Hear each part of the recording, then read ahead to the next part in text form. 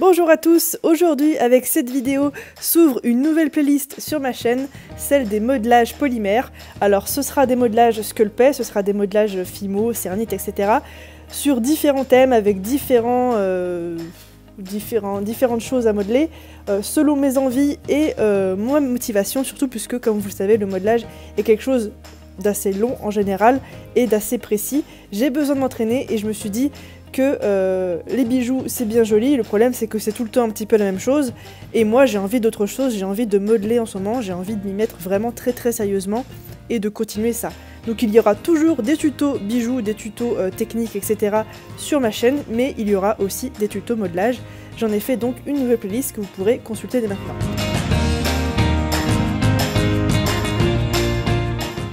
Pour commencer cette Pokéball, je me suis donc d'abord munie d'une plaque de pâte scrap, donc de pâte cracra, passée au cran 4 de la machine à pâte sur laquelle je vais déposer mon début de rocher que j'ai réalisé en pâte, c'est un mélange de pâte granit, effet granit et marron.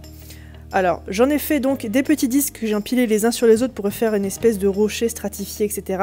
que je vais ensuite texturer avec différents outils de texture.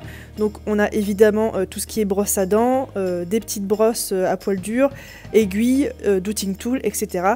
pour lui donner un effet pierre, un effet naturel.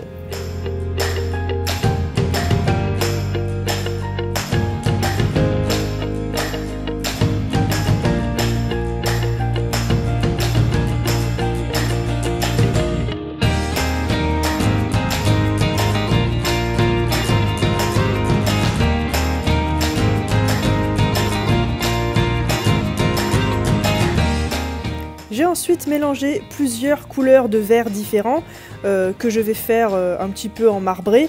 Je ne les mélange pas à fond parce que j'aime bien avoir un petit peu des nuances quand je fais de la pelouse comme ça, une espèce de fausse pelouse. Et je vais ensuite l'aplatir au cran 4 ou 5 de la machine à pâte pour avoir une jolie plaque bien fine que je vais pouvoir étaler très légèrement sur ma plaque de pâte scrap. Alors pas obligé que ce soit tout parfait, tout très droit, etc. On n'a pas besoin d'avoir les mêmes couleurs à côté des mêmes couleurs. On peut faire un mélange, on se sert de l'emporte-pièce dont on s'est servi pour les petits morceaux de roche. Et ensuite on va venir ajouter ça sur le pourtour de notre pâte scrap en évitant bien sûr que ça dépasse de trop puisqu'on a fait notre cercle de pâte scrap en ayant pris le modèle de la boule en plexiglas. La boule en plexiglas d'ailleurs, essayez de l'avoir sous la main assez souvent puisque vous en aurez besoin justement pour découper comme ici le surplus. Pour information, ce sont des boules en plexiglas que je trouve dans tous les magasins de matériel créatif. Vous en avez à Cultura, vous en avez aussi à Saint-Tracor. Il m'est arrivé d'en trouver à Action, mais pas beaucoup. C'est le genre de choses qui se vend surtout à Noël, puisque vous savez, elles se remplissent de... Vous pouvez les remplir de plumes, de perles, etc. pour faire des boules pour le sapin de Noël. Donc voilà, c'était la bonne période pour en acheter. Du coup, je me suis fait un petit stock. Attention aussi à ce que votre création ne soit pas trop haute, c'est pour ça que je garde cette boule en plexiglas à côté de moi, c'est pour pouvoir la remettre de temps en temps par-dessus ce que je suis en train de faire pour être sûr que tout rentre dedans et que ça dépasse pas. Lorsqu'on a bien étalé notre pâte verte sur la plaque de pâte scrap, on va pouvoir venir texturer notre herbe. Alors il y a différentes techniques, moi je préfère utiliser celle du grattage, donc j'utilise pour ça une petite aiguille, je vais venir gratter un petit peu la pâte pour donner cet effet un petit peu pelouse, un petit peu duveteux. Lorsque vous allez gratter, des petits morceaux vont très certainement se détacher. N'hésitez pas à les recoller en pressant avec le doigt tout simplement, puisque une fois cuit, tout ce qu'on veut c'est que ça reste vraiment dessus et que ça garde son effet herbe. Essayez aussi de varier le sens de votre grattage à chaque fois, puisque on veut quelque chose qui ne soit pas linéaire, où ça fasse pas des lignes, des carrés, etc. Sur votre pelouse, essayez de faire un rendu assez naturel. Lorsque votre pelouse sera bien faite, vous allez pouvoir venir ajouter des touffes d'herbe un petit peu plus conséquentes. Pour ça, je vais venir rouler des tout petits morceaux de pâte sur ma plaque en verre. Je vais découper des petits bouts, je vais les aplatir avec le doigt et ensuite les coller les uns aux autres à des endroits, voilà, vous pouvez les mettre un petit peu où vous voulez. Le tout, c'est que ça fasse un petit effet naturel assez sympathique pour ajouter un petit peu de volume sur cette pelouse.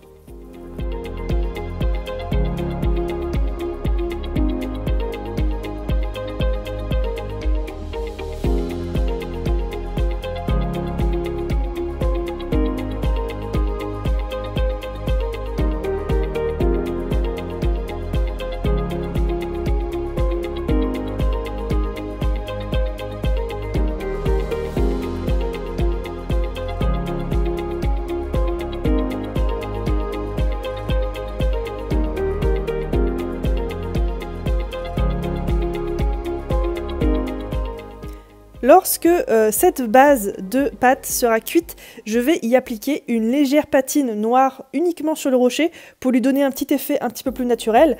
Comme vous voyez, j'ai aussi rajouté des petites fraises parce que je voulais que mon salamèche ait un petit peu à manger dans sa Pokéball.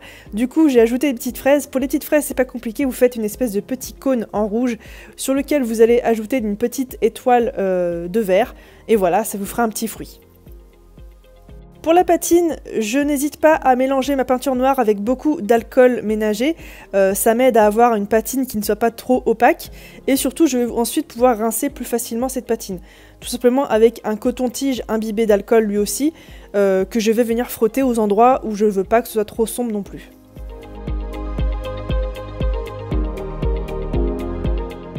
Alors je suis vraiment désolée, mais pour la base de mon salamèche, ma caméra s'est tout simplement éteinte quand je l'ai commencé, mais il n'y a pas vraiment grand chose de compliqué là-dedans. Il suffit de faire une espèce de long colombin pour le corps, un gros colombin pour le corps, sur lequel on va ajouter une boule pour la tête, et ensuite 2 petits bras sur les côtés, et 2 petites boules sur les pattes arrière. Alors pour former tout ça, je vous conseille d'utiliser soit vos doigts, mais c'est assez minuscule, donc je vous conseille quand même d'utiliser des outils, soit donc du coup des outils. Il y a tout ce qui est outils en silicone, comme vous voyez ici, les dotting tools, mais mon préféré ça reste quand même le crochet en métal que vous voyez ici sur mon plan de travail, qui m'aide à faire vraiment tous les petits détails.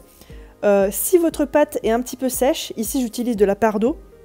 Donc la pare d'eau, c'est une pâte à base de cire d'abeille, donc qui est assez molle, assez malléable, mais elle était quand même légèrement sèche. Si c'est le cas pour la vôtre, pour votre Fimo ou autre, je vous conseille d'utiliser un petit peu de Fimo liquide, et du coup, vous allez étaler une toute petite goutte de Fimo liquide sur votre pâte pour la rendre plus malléable, un petit peu plus soft, comme on dit, et pouvoir ainsi mieux cacher tous les petits détails que vous pouvez avoir sur votre salamèche.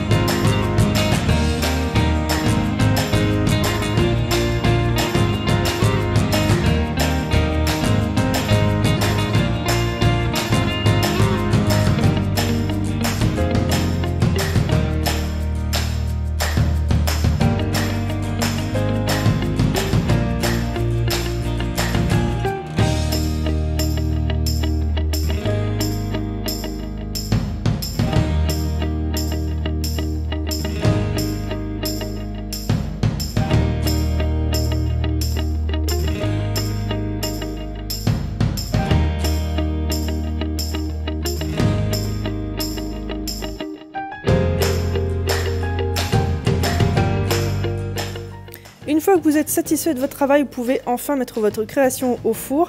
Et une fois qu'elle est cuite, vous pouvez passer un léger trait de peinture sur les yeux.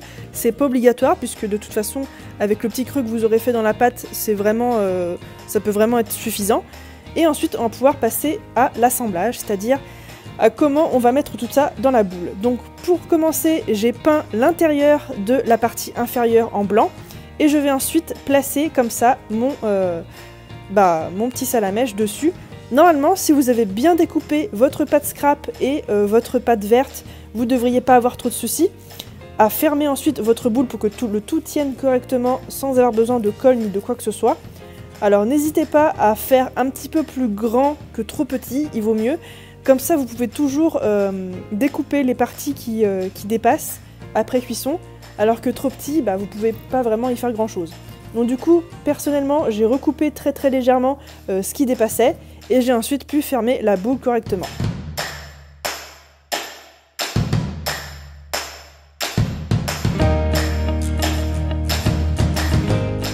Lorsque c'est fait, coupez avec une pince les petits bitoniaux qui dépassent. Normalement, ça devrait partir tout seul sans problème. Et ensuite, on va pouvoir passer au scotch.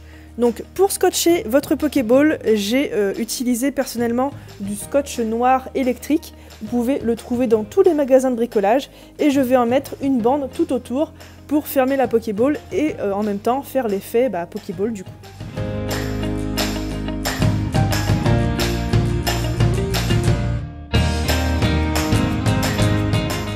Et ensuite, pour finir, avec de la pâte blanche, je vais faire 2 cercles collés l'un sur l'autre pour pouvoir faire le bouton final de la Pokéball. Je le mets au four sur une surface un petit peu bombée, donc ici c'est un petit bol en métal que je vais mettre au four pendant une bonne dizaine de minutes. Et ensuite, je vais évidemment coller ce petit morceau blanc sur ma Pokéball avec de la colle forte.